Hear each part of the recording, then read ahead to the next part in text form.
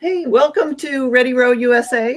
We have illustrious guests today. Jim Dietz and Mark Wilson from All American Rowing Camp are going to be introducing the concept of head racing and touching on some of the exciting races around the country that they've gone to. Mostly, we're talking today about the ones in October and November.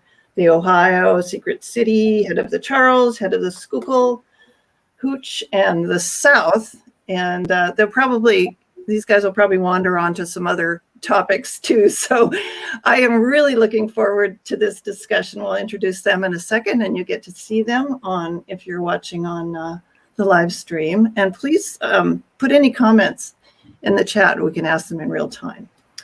I'm Charlotte Pierce. I'm the producer, and before we get started, I want to thank our newest sponsor, Sykes Rowing, Sykes USA. It's an Australian-based company, but they have amazing boats. I just bought one, and they're destined for our customer service Hall of Fame. I think the experience of buying this boat from Sykes was so pleasant, and the boat it's a 135 light flyweight, and it just flies. So I appreciate all that Fabio Selvig did to make that happen. We are, as I said, let me get them on screen here. Mark Wilson is on the bottom there, and Jim Dietz is in the middle, hydrating himself. Always. How are you guys doing? Very good, thank you. Yeah, you getting ready for some head races this? I've already raced in one. This past weekend, we had the Head of the Pond in Mashpee, Massachusetts. It's a 7,500 meter race that goes from one lake to another lake, go around 3 islands and back. And it was a lot of fun. Yeah, cool. And Mark, you've been getting ready for your European camps and the Head of the Charles camp, right? Yep, we've got things planned all through the fall. Been doing some coaching down here in hot Florida, and training in my driveway, and leaving sweat ponds in my driveway from my erg session. So I've seen some pictures. It's been good. So yeah, thanks for having us on the show today. Yeah, you're welcome. It's always great, and I want to do this annually. We're actually in episode 95, so we're counting down to 100. And we've been going since 2018. We'll be going into our 4th year. So let me just get started on why you like head racing, and I'll queue up the websites for the ones that we'll be talking about. Well, I think where we wanted to start today, Charlotte, is where head racing really originated. And for the most part, it originated in Great Britain with the bump races between the schools, and having long, windy stretches of the Thames River and not many straight shots to have sprint racing. Head racing started there.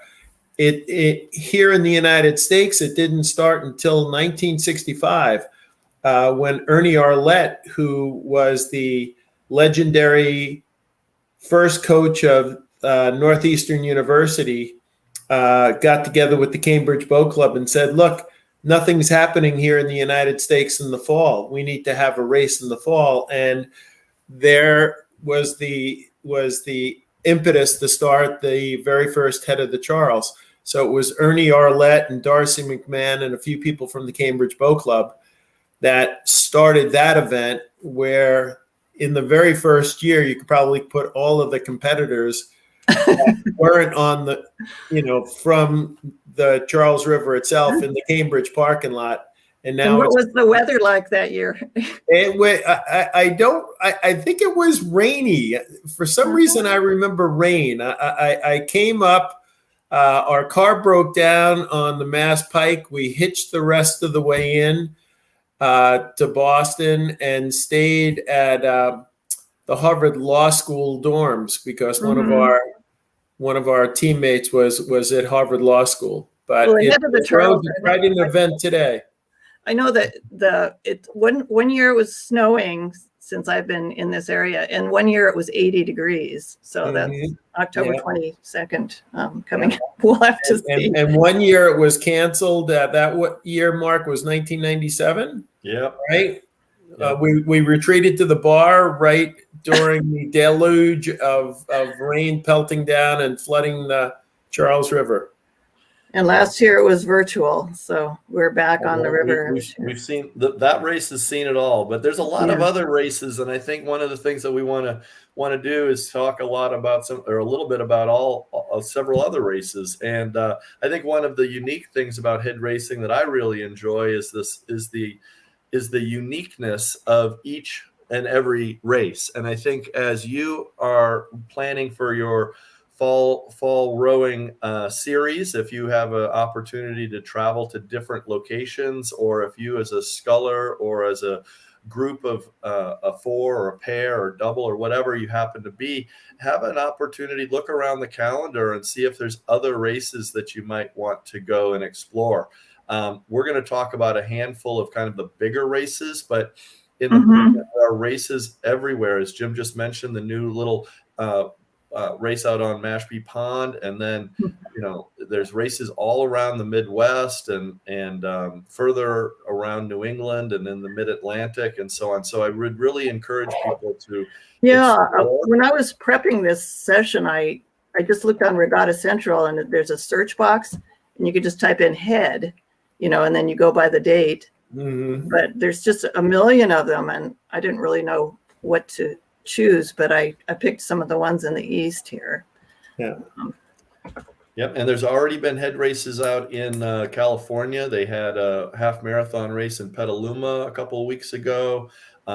There's races out in Sacramento, California, and obviously up in Seattle, the famous Head of the Lake and Frostbite Regatta. So they're all over the place. And I just would encourage people to, to explore and look around as you go. Okay. Well, have you all been to the events? They're great social events that, you get out and you meet a lot of nice people. And as Mark says, you see a lot of different waterways, and, all of them have their challenges. That's for sure. And the first race that we're highlighting here today is the Head of the Ohio.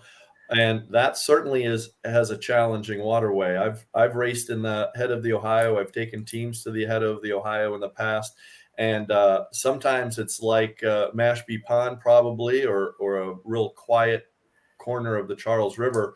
But on other years, it can be like an ocean out there. And the Head of the Ohio, it can be challenging for you if you're not used to big water. And it's not in the Midwest. It's in Pittsburgh, right?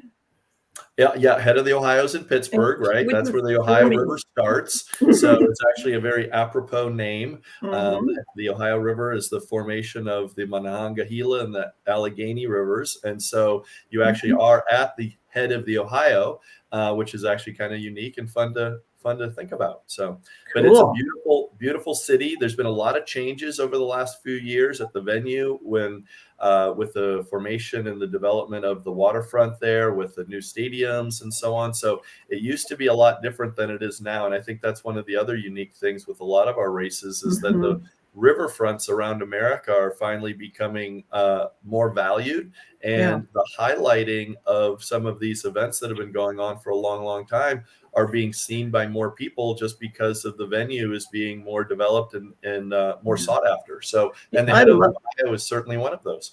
I love Pittsburgh. I was there for a conference a few years ago, and it's really fun. And I really wanted to row, but I didn't get a chance. But so the Head of the Ohio is one of the bigger first races. It's the first weekend of October, and thousands of people will end up converging in on Pittsburgh, and it's a nice location for people to come in from the Midwest. A lot of folks will come in from Western Ohio or even Indiana, and then obviously people from the Mid-Atlantic states. It's an easy drive up from Philadelphia and Washington, D.C. So you get a nice cross-representation of participants from the two kind of bigger regions, the Northeast, Mid-Atlantic, and then obviously also the Midwest. So it's a neat for that as well. Now, do all these head races have different like cutoff dates for registration? I mean, could you still get into the Head of the Ohio or not? I don't know. That's a good Yeah, question. okay. That's the beauty. That's the beauty of Regatta Central and the Right. opportunity to go to a Exactly. single website Yeah. and Yeah. then be able to see what you can still enter and so on. Usually, I think it's a couple of weeks out for the races that don't fill up. But obviously, a lot of these bigger races do fill early, and so Right. it may be too late. But I'm not sure. I know the head of the Hooch, which we'll be talking about later, just opened like yesterday or something. Wow. So, Okay. I have to. That's another good point, though, Charlotte, because some of the races are being limited to the number of people that can actually attend them. And this weekend, I know, is the opening of the Head of the Housatonic in Connecticut. And if you're not online within the first couple of hours, you might not get in the race because they're so oversubscribed. Yeah. So that is a very good point. And, just going to Regatta Central, if you queue up the regattas that you want to go to on Regatta Central, they'll send you an email saying registration is open. You can actually put them on a favorites list or something. Yeah. Yeah. Mark, it's kind of like getting on Southwest Airlines. You got to make the call. Well, I got into the Head of the Charles again for the second time on the lottery because I didn't qualify this time, last time I was in. But so I'm getting nervous. Yeah. I don't know. You'll do fine. Yeah. You live well. I'll live. It's only half an hour out of your life, right? That's right. Mark, we had the Worcester group at the Head of the Pond this year. They came with nice 2 threes. 2 triples, huh? Two triples, yeah, and other scholars. Mike Spillane raced. They did well. That's great. You mean All right. the Worcester queued up the Secret City head race, and the Secret City is in my old town that I used to live in, and can talk a little bit about the Secret City head race. It's a beautiful venue in Oak Ridge, Tennessee, and usually the second weekend of October, and it is again masters, collegiate, and high school racing. And I think that's one of the other unique things about head races. Jim was talking about that in our pre-show, in our green room, and how unique that is to the sport. Jim, you want to talk about that just a little bit? What was that, Mark? The idea how unique racing is, head races is, because you have the juniors, the masters, and the collegiate teams. That's right. And other people have mentioned that to me in the past that have come from other sports, that it's very unusual to have Olympians racing in the same races as juniors and masters and whatever. This past weekend, the youngest sculler we had in our regatta was 13. In her first year of sculling, she was able to compete against Jevy Stone, who just completed her 3rd Olympics. All right. Other people in the race going up to 85 years of age. So knowing your handicap or your split going into these head races, you're mixing gender and everything else, trying to set up races, which makes it very competitive for everybody. So, you can run the gamut.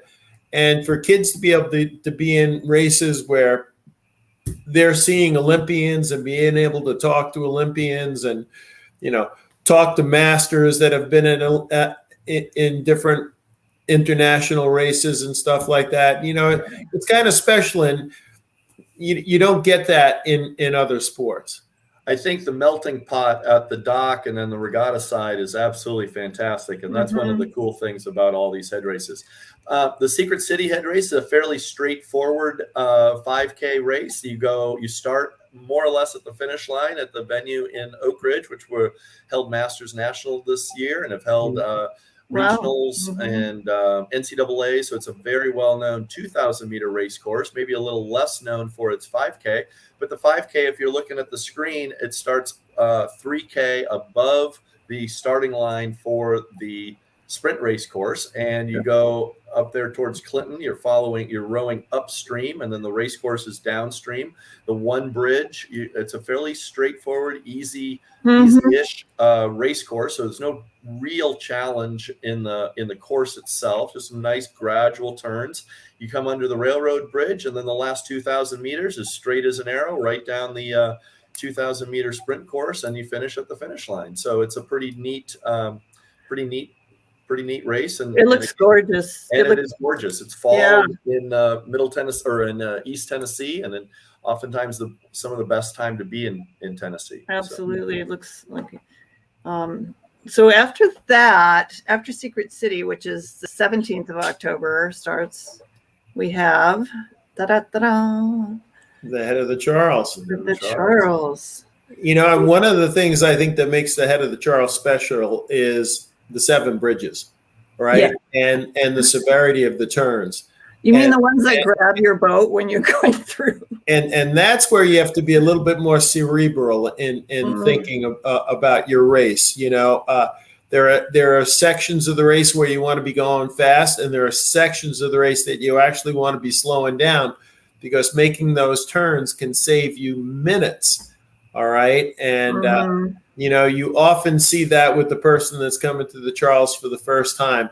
You know, they go through a bridge and they're going 60 degrees out of the direction of the race course. Yeah. Which just, you know, just slows you down tremendously. So you really have to study the race course that you're going to be going into.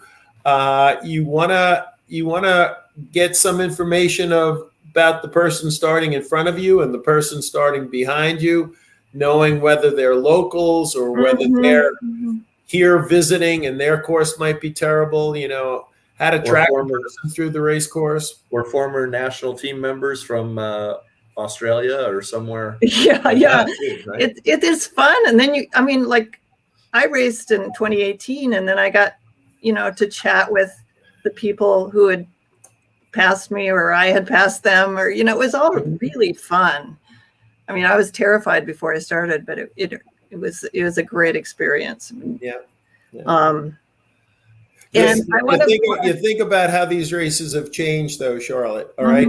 At the very first head of the Charles, as you went past the Boston University Boathouse, there was a section of 3/4-inch ply that had a Seth Thomas clock on it, and they took a Polaroid picture of you getting the second hand in, and supposedly that was hooked up exactly to the clock at the finish line, where they took a second picture of you as you went by. And then they went back to the Cambridge Boat Club and did the math. Yeah. That's why in those first years you had to have several kegs of beer, because you had to keep the people entertained while they're trying to figure out who really won.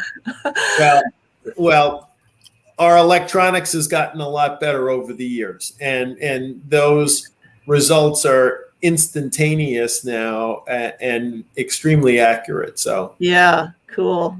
But you think about where we came from. I interviewed the guy who he's run the start line tech stuff for 35 years. Yeah, it's pretty. So I don't want to take too much away from the head of the Charles, but also this weekend is the head of the Cuyahoga. I was just looking on Regatta Central. Oh, cool. And the head of the Cuyahoga, I know that's not in our list right now, and we don't have to have a screen on it, but the head of the Cuyahoga is in Cleveland, and it touts itself as equally challenging because there are the same number of turns and the same number of bridges at the head of the Cuyahoga. So if somebody wants to train for the head of the Charles, they really ought to make their way over to Cleveland, run that a month ahead of time, and then be prepped and ready to go for the Charles. I raced that race back a number of years ago as well, and it was super challenging. And those seawalls are really, really hard. Cuyahoga, and how far away is that, or what? Where is That's in Cleveland. Cleveland, yeah. In the real Ohio. Yeah, up there in the. And I want to, take just a second to plug your head of the Charles rowing camps while we're on that race. We might have to do 3 next year. We've done 2. We've done 1 head of the Charles racing camp with Jim and I, kind of as your coaches and so on, for the last, 8 years, 9 years, something like that. Yeah. And this year we had such an interest in the first one that we added a second one and filled them both. So it's a lot of fun. And like Jim always says, it's an opportunity for people to get to kind of have the tour without the the big circus going on. So exactly. Yeah. I mean, there's so many strategies that you can pick up from that camp. And, I don't know if anyone else does them, but yours is just so much fun and so productive. I knew a lot of people who wanted to come and you were already full. So set it up earlier. So what do we got next? The Schuylkill. Head of the Schuylkill, and this year will be the 50th anniversary of the very first Head of the Schuylkill Regatta. Wow, that's a milestone. So, it started 6 years after the Head of the Charles. I think it actually was the second head race in the United States, following the Charles. Mm-hmm. And it just blossomed from there, all the different regattas. Yeah, I'd really like to a little shorter race than the Charles. It's downstream. I think it's only 2.5 miles. It's really quick. And this year, because of the flooding on the river, it's even going to be shorter. Because how is that? The safety line that goes across Boathouse Road to keep people from going over the falls, that was ripped out by the logs and everything flooding over it. So, for safety this year, I think they're going to be stopping it 100 meters shorter so they can turn the people around safely to get them back up. But so there again, you're coming to a historic rowing city. Yeah. With so much to do there and so much to see there. And again, it's a great event. And why have these events continued to grow? Because our sport is growing along with it. People need regattas to go to. And I think, if you can go to the Schuylkill, they need a lot of support down there. That some of those boat clubs just lost, tons of boats and racks and things like that. So, just help them out. Yeah, right, for sure.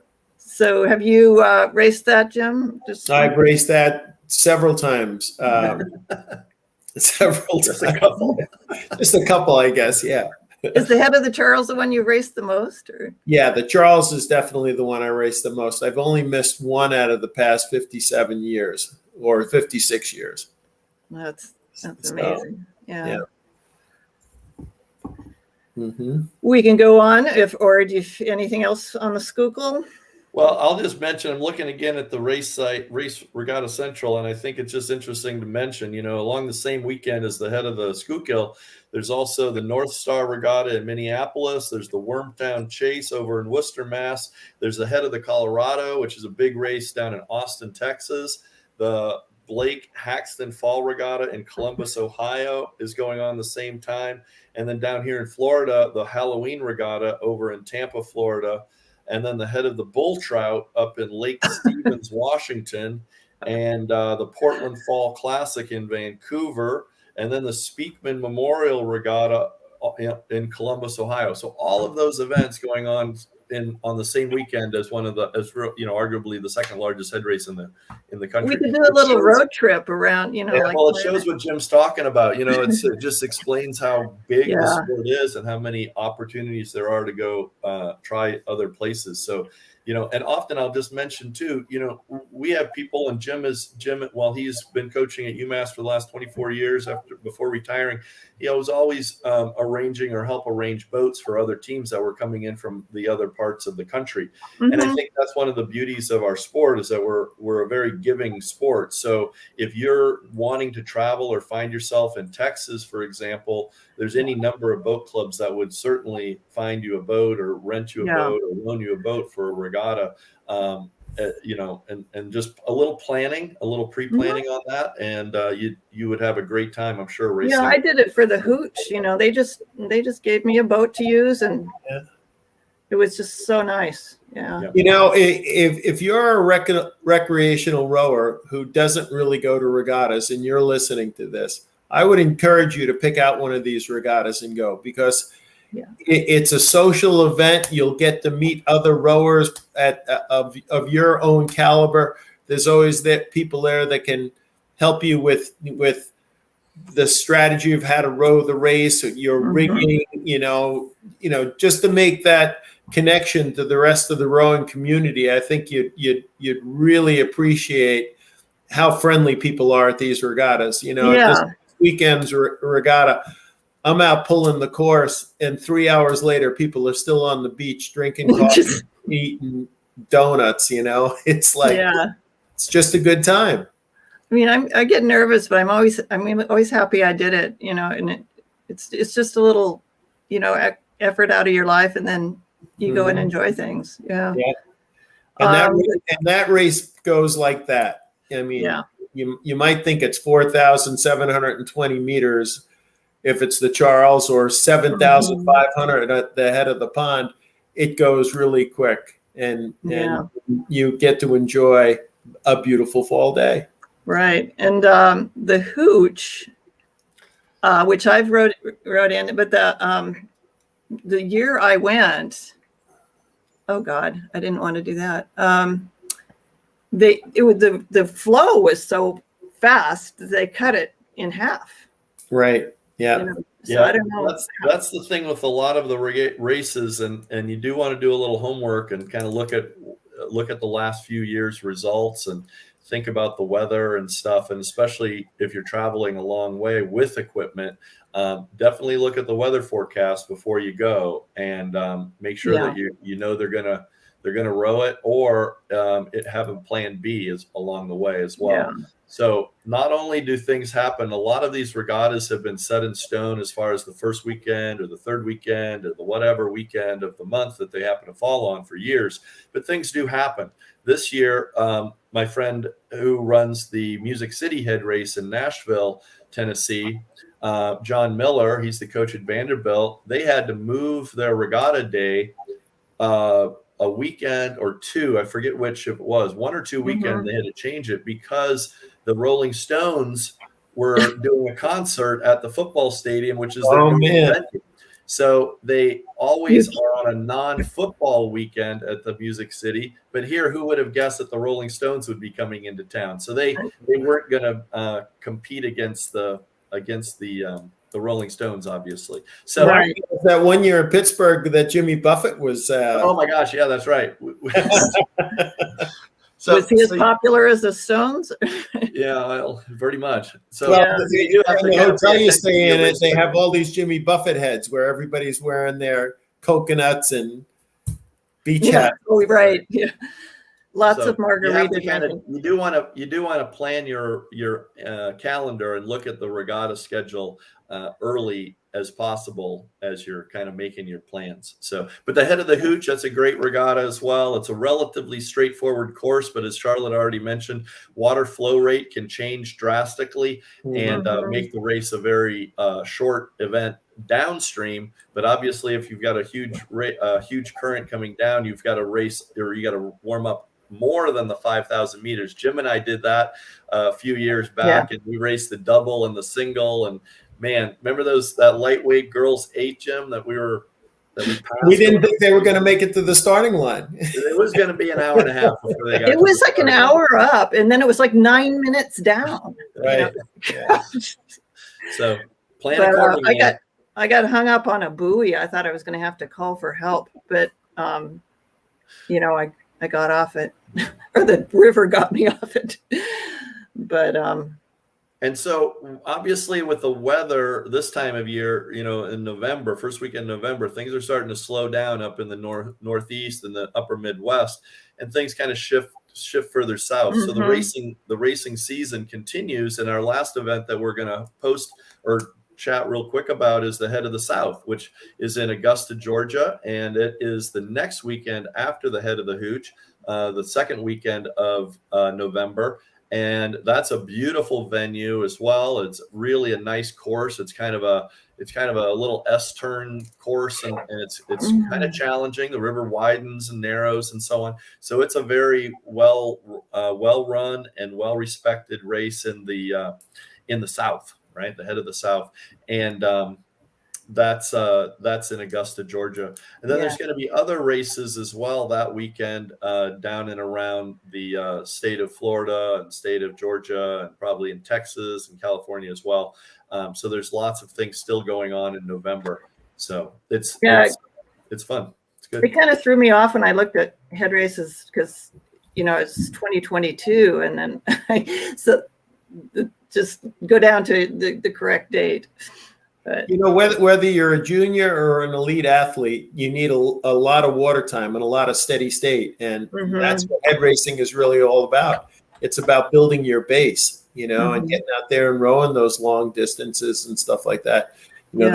That's one of the reasons that head racing really got popular, because physiologically we have to know how to build our bodies up in order to be able to do the harder racing. I mean, personally, I don't think masters should row anything but head races. It's only stuff that really makes sense. Banging your head against the wall for 1,000 meters isn't appealing. And wasn't it you guys who told me always train a little longer than your head race? Right. So put on another 500 meters or whatever. Yeah. Right. And then you're kind of psyching your body out a little bit more. So. Well, we are kind of coming to the end of our discussion, unless you guys want to talk about some, general tips and tricks and I think the thing with a race is, we kind of touched on already, but one of my things is just do a little bit of homework. I think it's really valuable as a sculler or as a coach. If you're taking your team to a new location, for example, just do that homework. Know how far it is from the hotel to the venue. Think about race day traffic.